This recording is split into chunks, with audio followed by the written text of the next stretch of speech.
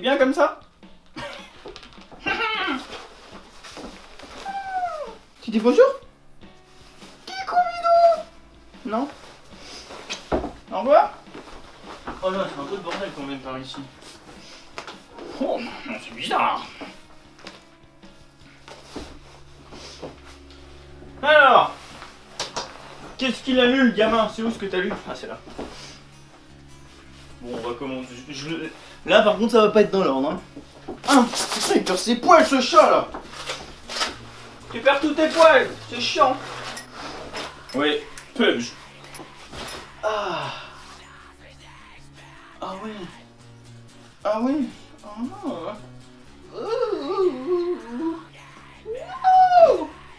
Du coup, j'ai lu les Gardiens de la Galaxie.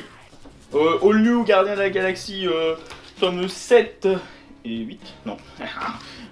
Fail, hashtag échec. Tome 6 et tome 7. Enfin, tome. Ouais. C'est les kiosques. Alors, dans ces deux trucs, ce qui m'a le plus plu, c'est Star-Lord. Mais Star-Lord, je trouvais ça génial. C'est Javier Garrón au dessin. J'espère que vous voyez bien. Et du coup, en fait, c'est Kitty Pryde et Peter Quill. En fait, ils sont sortis ensemble, je crois qu'ils sont même mariés. Et ils sont disputés, du coup, ils ne sont plus ensemble. Dans le kiosque 6, on les voit s'embrouiller et il y a une autre personne des gardiens qui essaie de les comprendre. Et dans celui-là, en fait, ils se font enlever les deux par le collectionneur qui fait une émission de télé sur eux deux, sur leur rupture,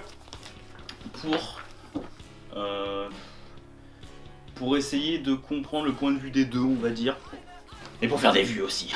Après Drax, je crois que je parlais que de celui-là, hein, parce que les autres, All New Gardiens de la Galaxie c'est pas mal, mais sans plus. Drax c'est cool, mais après l'histoire c'est ouais.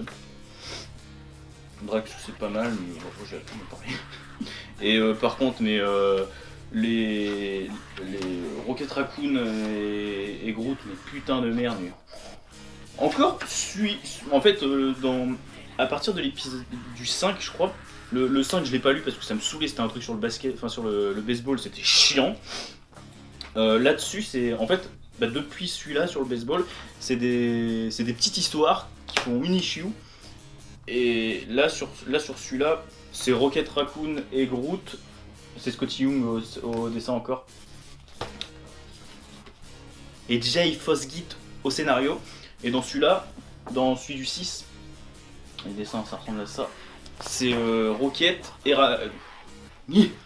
Raccoon et Groot qui prennent des vacances, mais en fait c'est dans un sorte de truc holographique et ils se font interrompre par quelqu'un qui les amène sur une île déserte en fait, on va dire.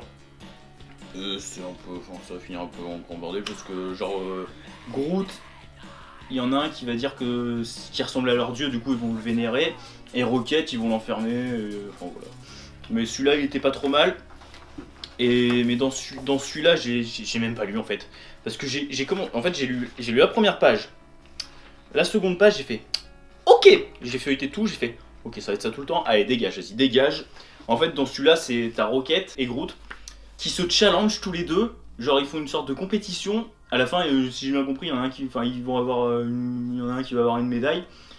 Et pour la médaille du plus fort en gros. Et du coup, c'est aucun intérêt parce que, moi je trouve que ça a aucun intérêt. Du coup, j'ai regardé, je fais, allez, vas-y, dégage. C'est du même acajou que l'autre où il faisait du baseball. Qu'est-ce qu'on s'en branle quoi.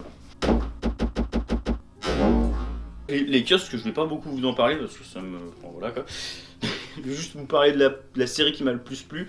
Parce que là, celui-là, ça c'est Avengers, All New Avengers, le 3.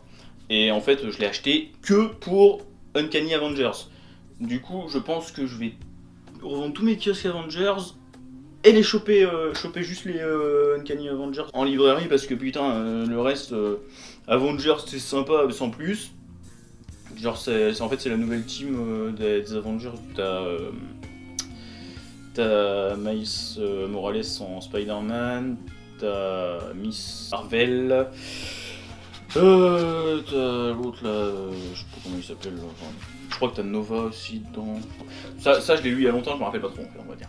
Ça, The New Avengers, non, c'est chiant, je trouve que ça fait gamin. En plus dedans il y a Squirrel Girl. Squirrel Girl, je ne peux pas la saquer, du coup voilà. Puis les dessins, je sais pas, ils font trop gamin, je trouve, je sais pas, c'est moi. Et après, Uncanny Avengers, oui, dans Uncanny Avengers, là t'as Cable qui arrive en fait. T'as Cable qui arrive pour les mettre au courant d'un futur danger, si je me rappelle bien de ce que j'ai lu. Et les dessins, c'est Ryan Stegman. J'espère que vous voyez bien, qu'il n'y a pas trop de reflets. Et le scénario, c'est de Gary Dugan. Super hein. Après, j'ai lu Oink.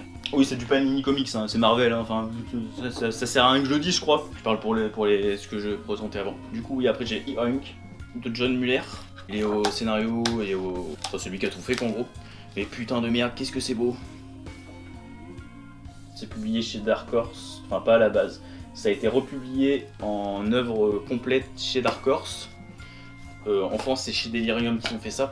Et sinon, ça vient de, à la base, Kitchen Sink Press. Et à la base, c'est un directeur artistique de jeux vidéo, genre il a fait la direction artistique pour Unreal Tournament, pour Quake 3, pour des trucs comme Gears of War, pas mal d'autres trucs quoi.